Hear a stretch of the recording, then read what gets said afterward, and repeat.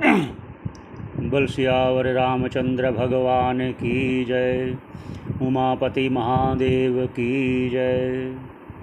सब संतों की जय। हमारी चर्चा चल रही थी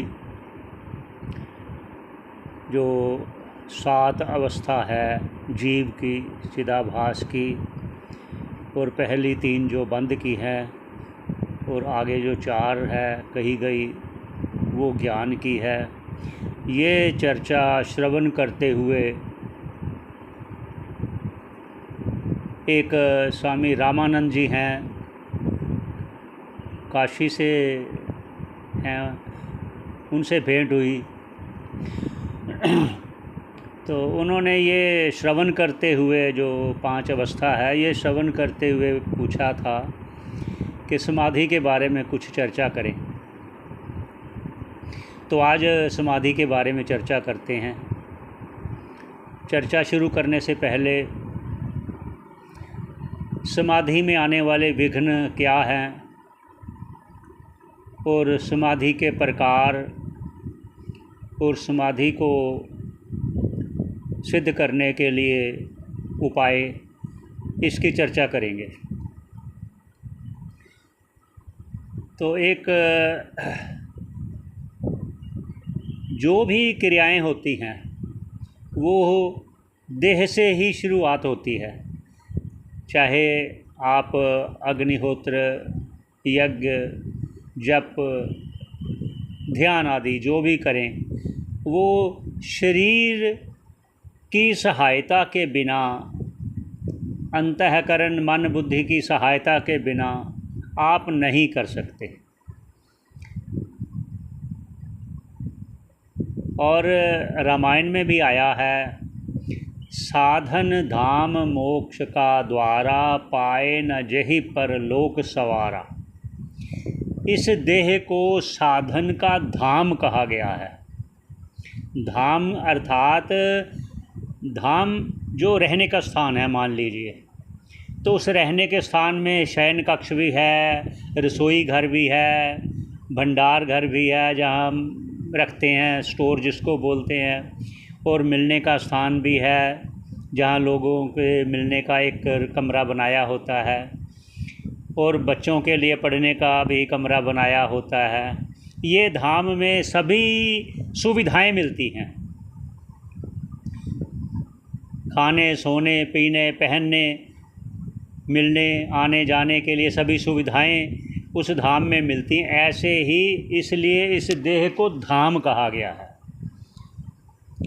साधन धाम, साधन एक तो है नहीं, साधन बहुत तो हैं, लेकिन अपनी अपनी अवस्था को लेकर उस साधन का उपयोग होता है, अपनी अपनी अवस्था को लेकर, क्योंकि सभी की अवस्था एक नहीं होती। अगर एक ही होती तो भगवती श्रुति 3 अधिकारियों को लेकर चर्चा ना करती। 3 अधिकारी अर्थात उत्तम अधिकारी, मध्यम अधिकारी और कनिष्ठ अधिकारी, और इन तीनों के लिए अलग अलग उपाय बताए गए हैं मोक्ष प्राप्ति के लिए। तो फिर ये उनका ये कहना बेकार हो जाएगा अगर हम कहें कि साधन एक ही है। इसलिए कहा साधन धाम। धाम अर्थात बहुत से साधन हैं। इसका उदाहरण के तौर पर इस देह से हम जप, तप, हवन, उपासना और जो कहे गए हैं इष्ट कर्म और दत्त कर्म और भी है ना, जो जो शास्त्रों में आया है, इष्ट, पूर्त और दत्त। इष्ट कर्म है, पूर्त कर्म है, दत्त कर्म है। तो इन सभी को करने के लिए देह की आवश्यकता होती है। देह के साथ इंद्रियों का, मन, बुद्धि, ये सभी अगर एक ही लक्ष्य की ओर रहें, इसको कहेंगे एकाग्रता से किया गया। चाहे वो इष्ट कर्म हो, चाहे पूर्त हो, चाहे दत्त कर्म हो, चाहे उपासना हो, चाहे जप हो, चाहे ध्यान हो। क्योंकि हम ये चर्चा समाधि की तरफ जाने के लिए जो रामानंद जी ने एक प्रश्न किया था, उनके लिए भी ये साथ ये कह रहे हैं। तो साधन धाम मोक्ष का द्वारा, पाए न जेहि पर लोक सवारा। तो इसलिए भगवान श्री कृष्ण जी ने भी इसके लिए 6ठे अध्याय में बहुत सा वर्णन किया है कि किस प्रकार वो समाधि में स्थित हो सकता है। जिस प्रकार उन्होंने शुचि देशे प्रतिष्ठाप्य स्थिरम आसनम आत्मनः नाति उच्चितम नाति नीचम चैलजिनम कुशोत्तरम चैल अजिन। मतलब जब आप समाधि के लिए बैठोगे तो उसके लिए पहले आपका आसन कैसा होना चाहिए, भगवान स्वयं कह रहे हैं। क्योंकि पहले आसन कैसा होना चाहिए और स्थान कैसा होना चाहिए और आपको कैसे बैठना चाहिए, ये स्वयं कह रहे हैं। तो शुचि देश हो, पहले तो ये कि स्थान आपका शुद्ध होना चाहिए। क्योंकि अगर वातावरण शुद्ध नहीं होगा तो आप समाधि नहीं लगा पाओगे, एकाग्रता नहीं होगी। एकाग्रता के बाद ही आपकी वो स्थिति बन सकती है, पहले नहीं।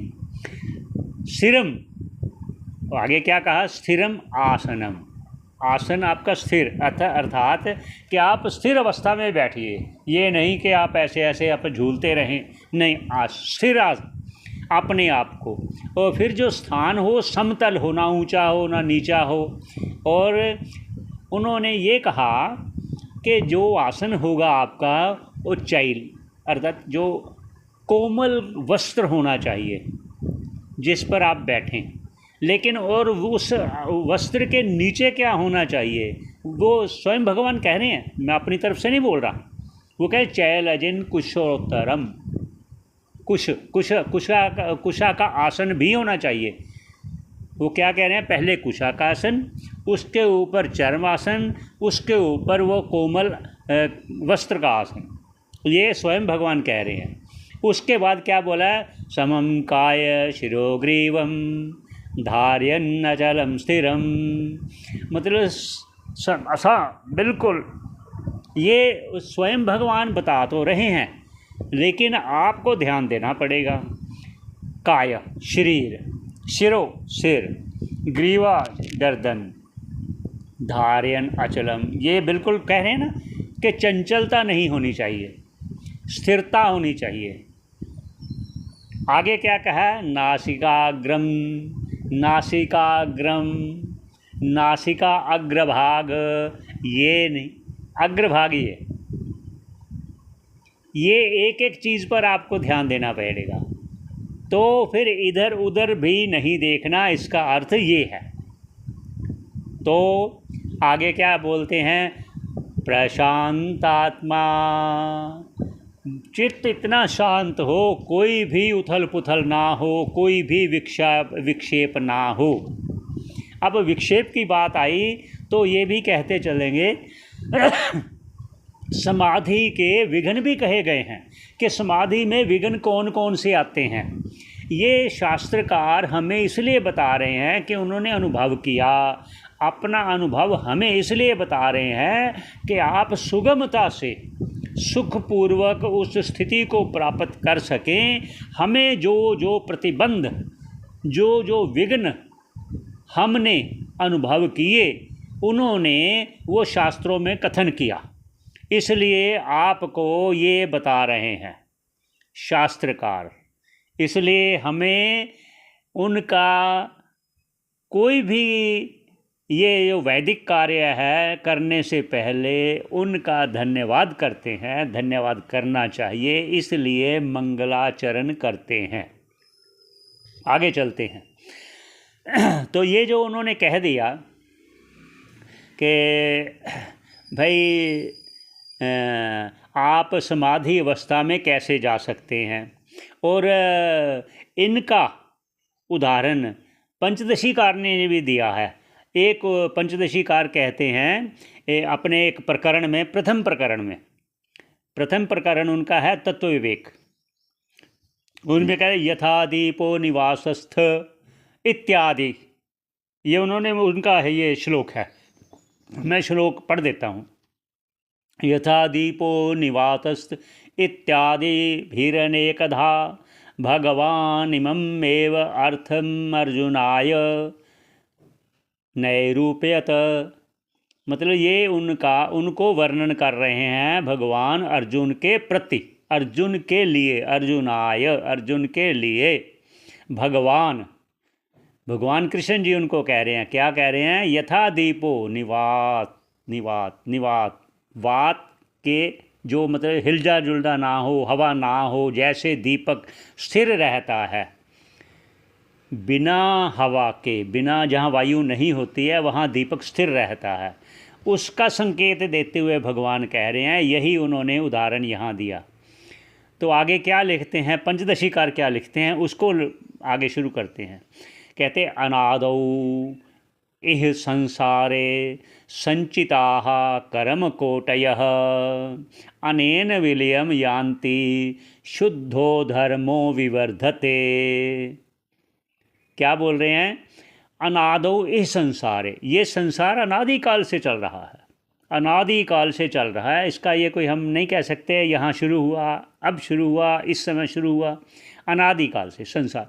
क्या फिर संचिता कर्म कोटयः, इस अनादि संसार का जो प्रवाह है इसमें कितनी बार हमने जन्म लिया, तो उन जन्म में किए हुए जितने भी हमारे कर्म हैं वो संचित हुए। वो कह रहे हैं संचितः कर्म कोटयः, करोड़ों कर्म जो संचित हुए हैं हमारे। आगे क्या कहते हैं? अनेन विलयम, अनेन मतलब इस समाधि में जो आप पूछ रहे हो, तो इस समाधि में अनेन विलयम, अनेन लयम नहीं बोला, विलयम बोला। अनेन विलयम यान्ति, इस समाधि में वो किए हुए संचित कर्म विलय, विशेष रूप से लय को प्राप्त होंगे। आगे क्या बोलो फिर, क्या होगा उससे? शुद्धो धर्मो विवर्धते, तो अंतःकरण शुद्ध होकर उस आत्म तत्व को साक्षात करने के लिए सक्षम होंगे समाधि में। ये उनका तात्पर्य है। फिर बोल देते हैं अनादौ इह संसारे संचितः कर्म कोटयः अनेन विलयं यान्ति शुद्धो धर्मो विवर्धते। वे पंचदशीकार अपने ग्रंथ में ये लिख रहे हैं। और भी क्या लिख रहे हैं? बहुत विस्तार से समझा रहे हैं समाधि के बारे में। और आगे हम इसका विघ्न भी बताएंगे, क्या क्या विघ्न आते हैं, उनको विघ्नों को कैसे दूर किया जाएगा। क्या कहते हैं? धर्ममेघमिमं प्राहु समाधिं योगवित्तमाः वर्षति एष यतो धर्म अमृतधारः सहस्रशः। ये अब पहले तो उन्होंने बताया कि समाधि में आपको क्या क्या लाभ होगा। अब और आगे क्या क्या लाभ को प्राप्त करोगे जब आप समाधि में अपने आप को परिपक्व बनाना चाहते हो, तो उसमें लाभ भी बता रहे हैं शास्त्रकार। क्या कह रहे हैं? धर्ममेघमिमं प्राहु, जो इस योग समाधि के जो मर्मज्ञ हैं, जो मीमांसक हैं, जो विचारक हैं, ऐसे लोग जो ब्रह्म का साक्षात जिनको हो जाता है। पहले बोला ना कि ऋषियों मुनियों ने समाधि में जो जो अनुभव किया वो आने वाले अपने शिष्यों के लाभ के लिए ये सारा वर्णन कर रहे हैं। क्या आगे बोलते हैं? वर्षति एष, वर्षती अर्थात जैसे वर्षा होती है, उसी प्रकार इस समाधि में जाने पर धर्म मेघ की वर्षा, धर्म मेघ है बादल, धर्म रूपी मेघ।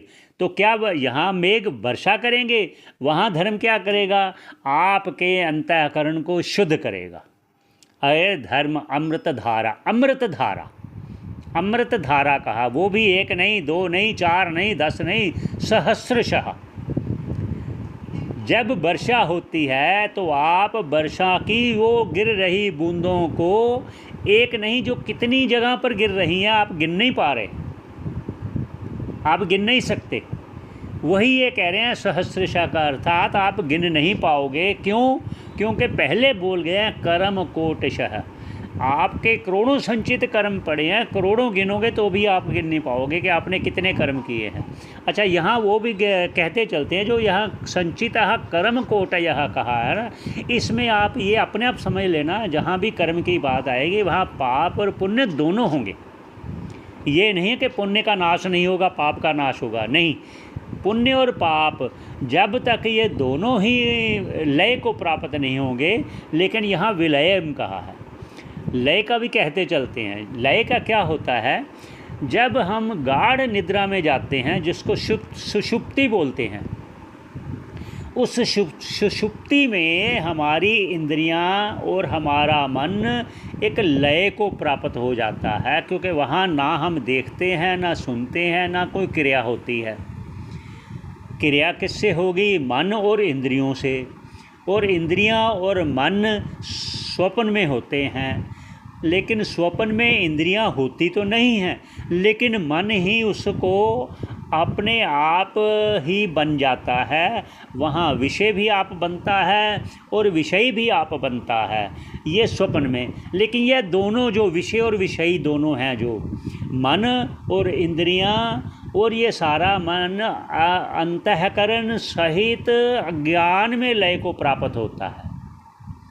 अगर अज्ञान में लय को प्राप्त, क्योंकि अज्ञान कारण है और अंतःकरण कारण है, इसलिए कार्य अपने कारण में लय को प्राप्त होता है। लेकिन वहाँ लय इसलिए कहा क्योंकि जब हम जागते हैं तो वहाँ से फिर वो प्रकट हो जाते हैं। कौन? इंद्रियां और मन। फिर वो स्वप्न में जाते हैं, स्वप्न से फिर जागृत में आते हैं। ये क्रम है। कभी बिना क्रम के भी हो सकता है।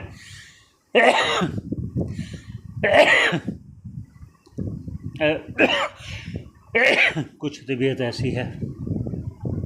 तो आगे क्या कहते हैं? तो यहाँ हमने ये उन्होंने उनकी जो बातें हैं पंचदशीकार की, वो आपसे कह दी। आगे और क्या लिखते हैं वो भी कहते चलते हैं। ये चर्चा चल रही है समाधि के विषय में। अब क्या बोल रहे हैं ग्रंथकार? अमुनावास ना जाले निशेषम प्रविलापिते, अमुनावास ना जाले निशेषम प्रविलापिते समूल उन्मूलिते। क्या बोला है? समूल उन्मूलिते पुण्य पापाख्ये कर्म संचय है। ये जो पहले बोला गया ना कि समाधि में जो कर्म कोटि है ना, कहा गया कि कर्म कोटि जो कहा, उनको और थोड़ा सा विस्तार से बोल रहे हैं। क्या बोल रहे हैं ग्रंथकार? कह रहे हैं ये विद्यारण्य स्वामी जी का लिखा हुआ है और इनके गुरुजी हैं, उनका भी कुछ अंश उनका लिखा हुआ है। तो क्या बोल रहे हैं? अमुना, अमुना वासना जाले। अमुना मतलब इस समाधि में,